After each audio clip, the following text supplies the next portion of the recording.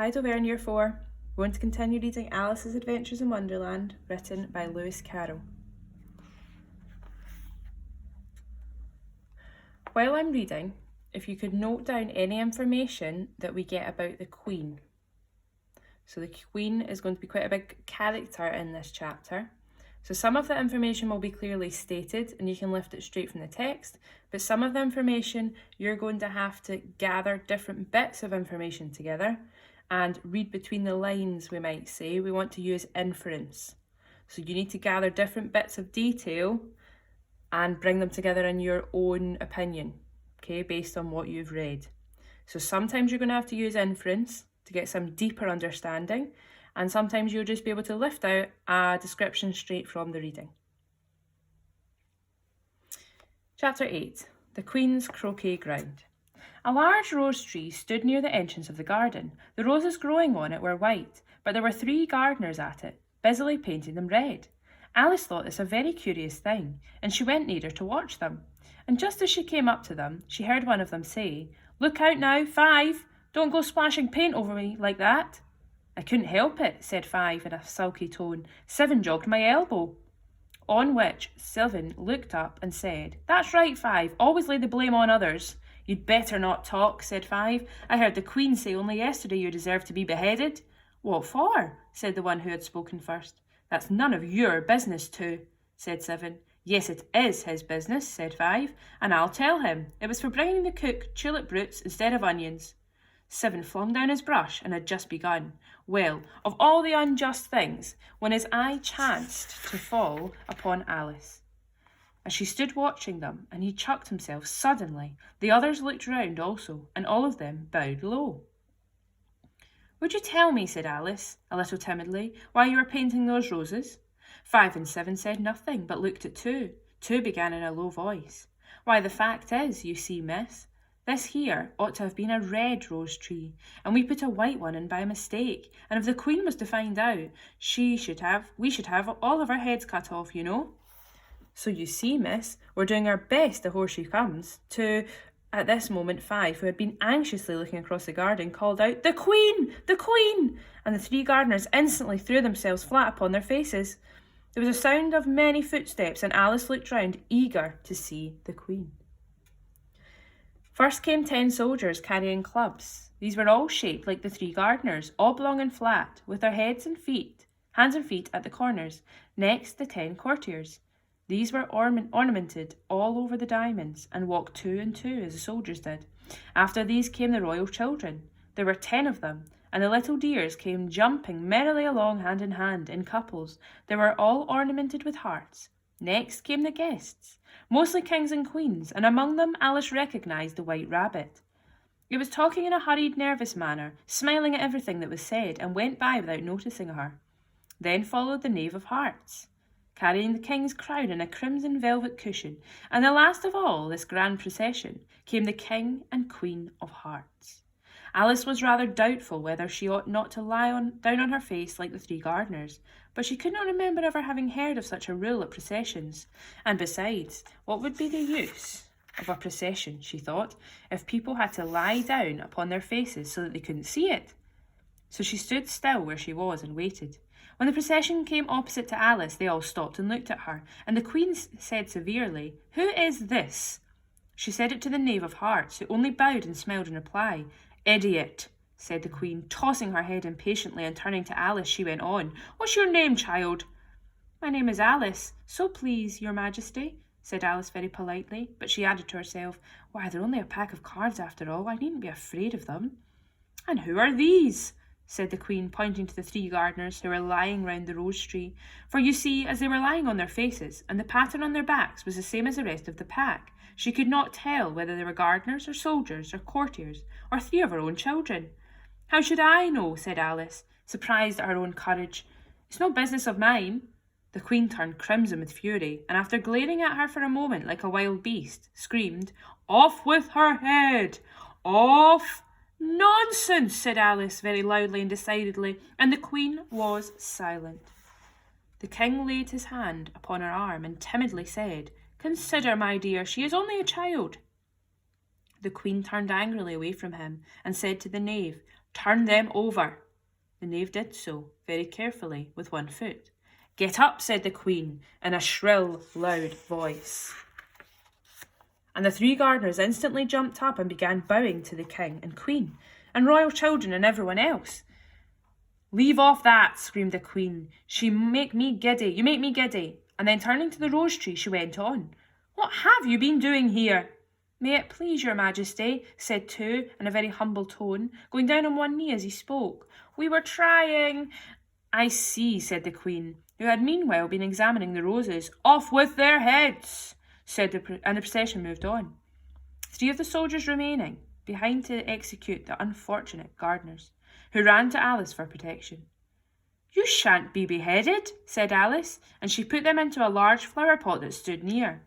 The three soldiers wandered about for a minute or two looking for them, and then quietly marched off after the others. Are their heads off? Shouted the queen. Their heads are gone, if it please your majesty, the soldiers shouted in reply. That's right, shouted the queen. Can you play croquet? The soldiers were silent and looked at Alice, as the question was evidently meant for her. Yes, shouted Alice.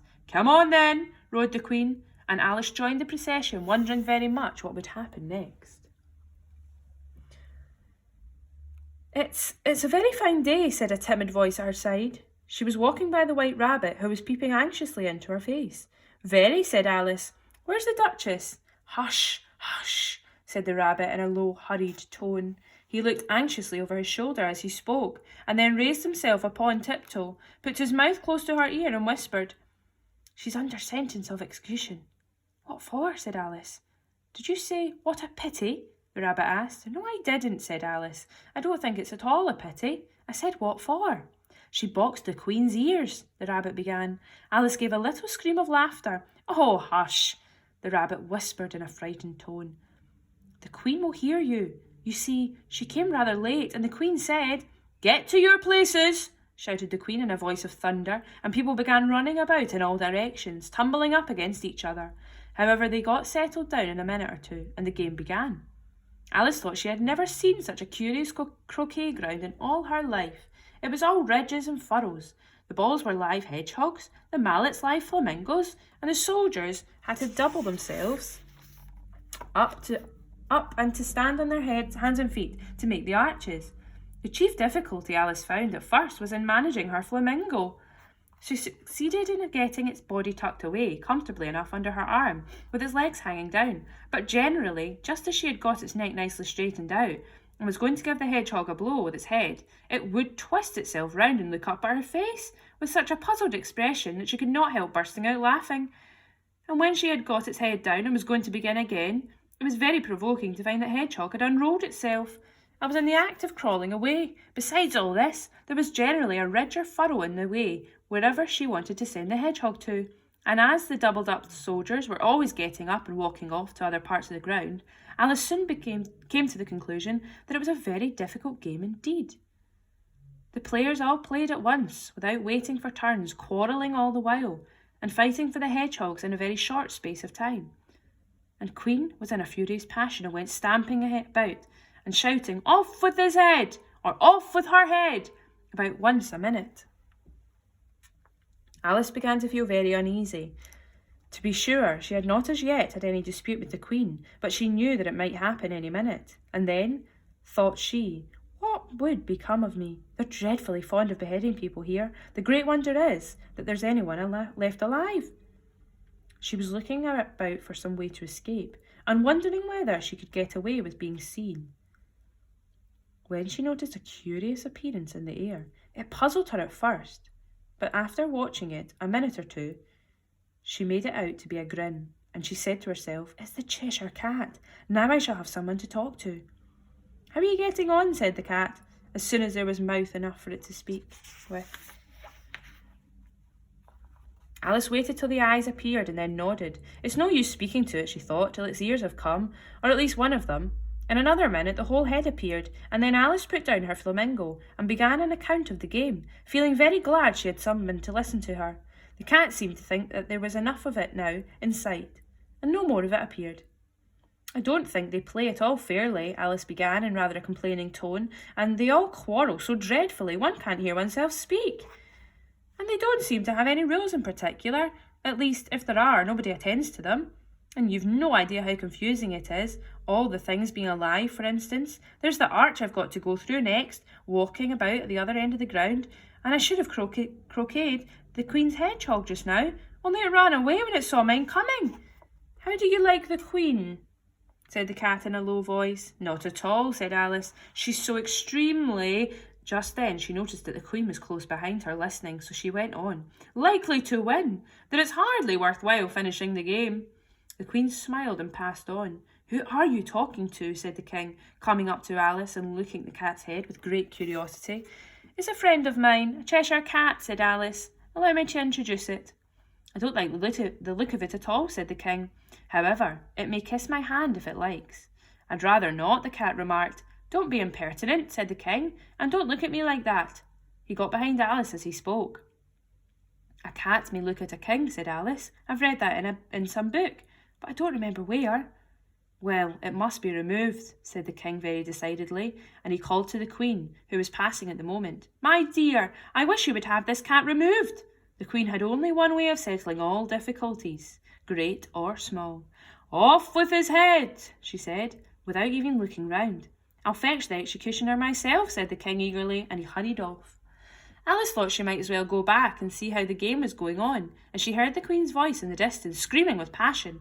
She had already heard her sentence 3 of the players to be executed for having missed their turn, and she did not like the look of things at all, as the game was in such confusion that she never knew whether it was her turn or not, so she went in search of the hedgehog. The hedgehog was engaged in a fight with another hedgehog, which seemed to Alice an excellent opportunity for croqueting one of them with the other. The only difficulty was that her flamingo was gone across to the other side of the gardens, where Alice could see it trying in a helpless sort of way to fly up into a tree. By the time she had caught the flamingo and brought it back, the fight was over, and both the hedgehogs were out of sight. But it doesn't matter much, thought Alice, as though the archers had gone from this side of the ground, so she tucked it away under her arm, that it might not escape again, and went back for a little more conversation with her friend. When she got back to the Cheshire Cat, she was surprised to find quite a large crowd collected round it. There was a dispute going on between the executioner, the King, and the Queen, who were all talking at once, while all the rest were quite silent and looked very uncomfortable. The moment Alice appeared, she was appealed to by all 3 to settle the question, and they repeated their arguments to her, though, as they all spoke at once, she found it very hard indeed to make out exactly what they said. The executioner's argument was that you couldn't cut off a head unless there was a body to cut it from. That he had never had to do such a thing before, and he wasn't going to begin at his time of life.